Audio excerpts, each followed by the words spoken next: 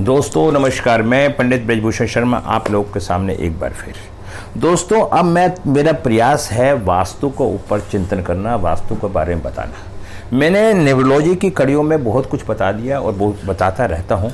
अब मैं न्यूमरोलॉजी से वास्तु को बताने का प्रयास करता हूँ। वास्तु क्या है?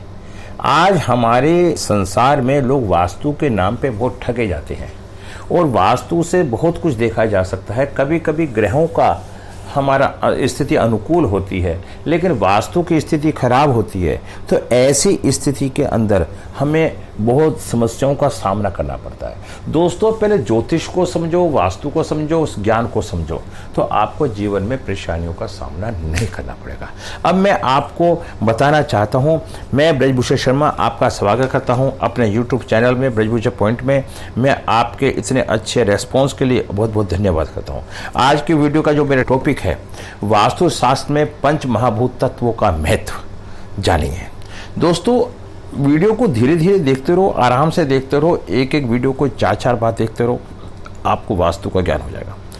वीडियो शुरू करने से पहले जो लोग नए आए हैं या पहली बार वीडियो देख रहे हैं, पर जुड़ जाए हमारे परिवार के साथ। बेल आइकन को प्रेस करें जिससे आपको नई वीडियो का नोटिफिकेशन आपको मिल जाता है। और हमारी इस वीडियो को लाइक करें और वीडियो को शेयर करना भी ना भूलें। आगे आने वाली वीडियो कौन सी है देखना चाहते हैं तो इनके बारे में मुझे सुझाव अवश्य दें। दोस्तों मैं फिर आपके साथ एक बात बताना चाहता हूँ और चिंतन करना चाहता हूँ। ज्योतिष एक ज्ञान है, ज्योतिष एक ज्ञान है और ज्योतिष के ज्ञान के माध्यम से हम अपने जीवन को ठीक करके सत्य मार्ग की तरफ प्रेरित हो सकते हैं। एक इच्छा से कुछ नहीं बदलता, एक निर्णय से थोड़ा कुछ बदलता है, लेकिन एक दृढ़ निश्चय सब कुछ बदल देता है। अब मैं आपको ये बताना चाहता हूँ कि हमारे ब्रजभूषण पॉइंट पे हम लोग कुंडलियाँ भी देखते हैं, कंसल्टेंसी भी होती है, उनकी फीस मात्र 1500 रुपये होती है और हमारे यहाँ क्लासें भी चलती हैं। अब मैं आपको वीडियो बनानी शुरू करता हूँ, इसमें बताना चाहता हूँ। अगर आप अपने बच्चे का नाम या मोबाइल नंबर ठीक करवाना चाहते हैं या कंसल्टेंसी करवाना चाहते हैं या मेरे व्हाट्सएप पर कांटेक्ट करें जिससे ज्योतिष सीखना चाहते हैं या न्यूमरोलॉजी, मोबाइल न्यूमरोलॉजी सबकी क्लास मैं देता हूं। हमारी क्लास ऑनलाइन होती है जिसे आप अपने घर बैठकर भी सीख सकते हैं। इन सबको फुल डिटेल के लिए मेरे नंबर पर भी कॉल कर सकते हैं, मैसेज कर सकते हैं। अब मैं आपको बताना चाहता हूँ वास्तु क्या है। दोस्तों हर व्यक्ति का नजरिया हर चीज के प्रति अलग अलग है। मैं आपको एक वास्तु पुरुष के बारे में भी एक वीडियो बनाकर डालूंगा। वास्तु क्या है? वास्तु किसी वस्तु का सही स्थान पर ना होना ही एक वास्तु होता है।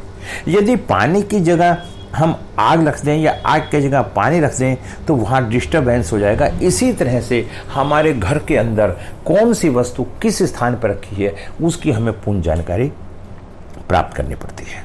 वो मैं धीरे धीरे आपको बताता जाऊंगा। और वो कौन कौन से अग्नि तत्व में अग्नि तत्व के समान होने चाहिए, वाटर तत्व में वाटर के होने चाहिए, तो जिसकी जो दिशा है अगर वो समान वहाँ पे होगा तो परेशानियाँ महसूस नहीं होगी। अब मैं वीडियो शुरू करता हूँ आपको। मैं पंडित ब्रजभूषण शर्मा। पंच महाभूत में निर्मित शरीर को सुख में एवं स्वस्थ रखने के लिए जिस भवन का निर्माण किया जाता है उस भवन में भी अग्नि, भूमि, जल, वायु, आकाश तत्वों को सही तालमेल रखा जाए तो वहां रहने वाले प्राणी शारीरिक, मानसिक व भौतिक रूप से संपन्न रहेंगे। जिस प्रकार शरीर में इनकी अधिकता या कमी होने से व्यक्ति रोगी हो जाता है, उसी प्रकार भवन में तत्व में कमी अधिकता होने से वहाँ का वातावरण कष्ट हो जाता है। किसी भी चीज़ की अति आदमी को नुकसान कर सकती है। इसी तरह वायु वास्तुशास्त्र में पंच महाभूत तत्वों का महत्व है। हमारे पंच महाभूत तत्व कौन से हैं मैं ये बताना चाहता हूँ। पृथ्वी, जल, अग्नि, वायु, ये हमारे चार दिशाएं होती हैं। ये चार तत्व होते हैं। उत्तर, दक्षिण, पश्चिम, पूरब। पूरब, पश्चिम, उत्तर, दक्षिण, आप किसी भी भाषा में बोल सकते हैं। तो अब मैं बताना चाहता हूँ पृथ्वी के बिना आवास और जीवन की कल्पना नहीं की जा सकती।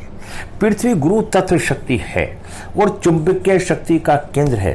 इन्हीं शक्तियों के कारण पृथ्वी अपना धरातल पर बनने वाले भवनों को मजबूत आधार देती है। वास्तु शास्त्र में भवन निर्माण के लिए भूमि की परीक्षा, मिट्टी की गुणवत्ता, भूमि का ढलान, भूखंड का आकार, प्रकार भूमि से निकलने वाली वस्तुओं का शुभाशुभ विचार, भूमि तक पहुंचने के मार्ग, वेद आदि का विचार किया जाता है। मैं आपको फिर इन्हीं शब्दों के आधार पर मैं बताना चाहता हूं, जो भूमि क्या है। यह ब्रह्मांड का सबसे जरूरी तत्व है, जो सबसे ज्यादा ऊर्जा काम में लेता है। यह केंद्र व तिरछी दिशाओं में हर तरह से अंतर बनाने में प्रमुख है। जब यह संतुलन अवस्था की स्थिति में आता है तो यह स्थिरता का संतुलन लाता है।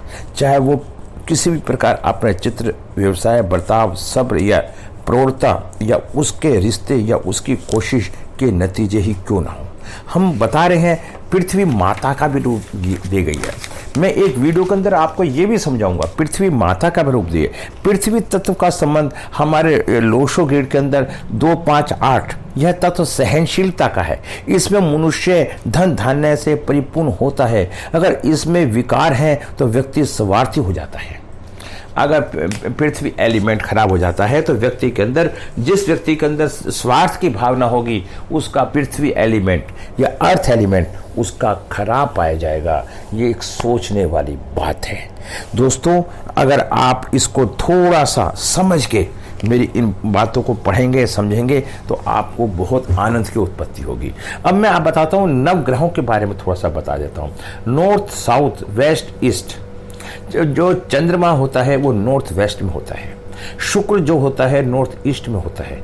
राहु के तो साउथ वेस्ट में होते हैं और शुक्र साउथ ईस्ट में होता है। हम इसे वैदिक इंडियन वास्तु के हिसाब से बता रहे हैं। लोशो में इसमें फर्क होता है। अब इसका जो दूसरा तत्व होता है वो होता है जल। जल पृथ्वी के बाद जल आता है। पृथ्वी के बाद क्या आता है? जल आता है। जल से हम क्या क्या चीज देखते हैं उसके बारे में भी मैं आपको विस्तार से बताना चाहता हूं। देखिए, हमने इन तत्वों के बारे में एक छोटा सा और अनुभव का। उत्पादक और विनाशक कौन होते हैं? हम जल को लेते हैं। जल से पहले बताते हैं पालन चक्र विष्णु होते हैं। जल धातु को लकड़ी से मेल कराता है। लकड़ी जल को अग्नि से मेल कराती है और अग्नि लकड़ी का पृथ्वी से मेल कराती है। पृथ्वी अग्नि का धातु से मेल कराती है। धातु पृथ्वी का जल से मेल कराती है। इसी प्रकार विष्णु चक्र पुनः होता है, जो विष्णु चक्र बोलते हैं। विनाशक चक्र महेश, विष्णु महेश। जल अग्नि को बुझाता है। अग्नि धातु को पिघालती है। धातु लकड़ी को काटती है। लकड़ी पृथ्वी को गड्ढे में तब्दील करती है और पृथ्वी जल को अवशोषित करती है। यह विपरीत दिशा में चलने वाला घटनाक्रम है, जहां विकास चक्र का उल्टा घटित होना। पानी आग को बुझाता है। आग धातु को पिघाल देती है। धातु लकड़ी को काट देती है और लकड़ी पृथ्वी के गहरे खोखला बना देती है। पृथ्वी जल को सूख लेती है। यह एक दूसरे का विनाश करती है। यह चक्र है, इसलिए हमेशा इसे चक्र कहा गया है। दोस्तों, थोड़ा सा जल के महत्व को सुनो। पृथ्वी के बाद इन बातों को समझते चले जाओगे तो आपको ज्योतिष का एक बहुत अच्छा ज्ञान हो जाएगा। पृथ्वी के बाद जल का नंबर आता है, क्योंकि जल ही हमारे जीवन का आधार है। अधिकतर बस्तियां समुद्र, नदी व झील के किनारों पर बसे हैं। शुद्ध जल में कोई सात्विक गुण है। जल की अधिकता होने से बाढ़ आ जाती है और कमी से सूख जाती है। वास्तुशास्त्र में जल की उपलब्धि सुनिश्चित करने के लिए जल बोरिंग, कुआं, भूमिगत टंकी, भवन के ऊपर की टंकी, सेफ्टी टैंक, सीवेज, नाली, छत की ढलान आदि का विचार किया जाता है। आपको मैंने बताया, आपको इसमें और 2-4 शब्द मैं जोड़ने का प्रयास करता हूं। जल तत्व, यह तत्व शीतलता का है। इसमें विकार होने से सौभ्यता कम हो जाती है। मैंने बताया ना, जल तत्व का जो अपना एक महत्व है, इसका बड़ा अलग ही निराला अंदाज है। यह तत्व उन विचार, सोच, स्पष्टता को दृष्टि की रचना करने में सहयोग देता है। यह आपकी जिंदगी में नए अवसरों को बहने में मदद करता है। जब यह संतुलन अवस्था की स्थिति में होता है तो यह ऊर्जा की देखभाल और अच्छी सेहत में वापसी में रक्षा करने की मदद करता है। इंसान जिंदगी को एक बड़े दृश्य से देखता है और स्पष्ट रवैया रखता है। आत्मा संबंधी और स्थिर बुद्धि को जिंदगी के प्रति उसकी जो होती है धारणा होती है, प्रति खुशहाली व अच्छी जिंदगी के लिए उसे संतुलन रखने की जरूरत है। इन 5 तत्वों को पंचभूताज कहा जाता है। पृथ्वी, आग, पानी, हवा और आसमान। जगह वास्तु के द्वारा जो कि भौतिक सेहत और खुशी का रास्ता और जानकारी प्रदान करती है। 5 भूत को दुनिया की जानकारी को निर्देश करती है। सारी दुनिया की जानकारी एक जैसी स्थित है, जिसमें अंदरूनी खुशी तो तभी महसूस की जा सकती है जब मनुष्य का शरीर 5 तत्वों को संतुलन स्तर पर बना ले। जैन समाज के झंडे में 5 कलर होते हैं। धरती के अंदर मेटल, पानी, 5 कलर, 5 एलिमेंट मिलते हैं तो आपका जीवन पूरा सफल हो जाता है। हाथ में भी 5 तत्वों का वास है। ठीक है, पृथ्वी, जल, अग्नि, लकड़ी, धातु, हर जगह 5 तत्वों का भाव होता है।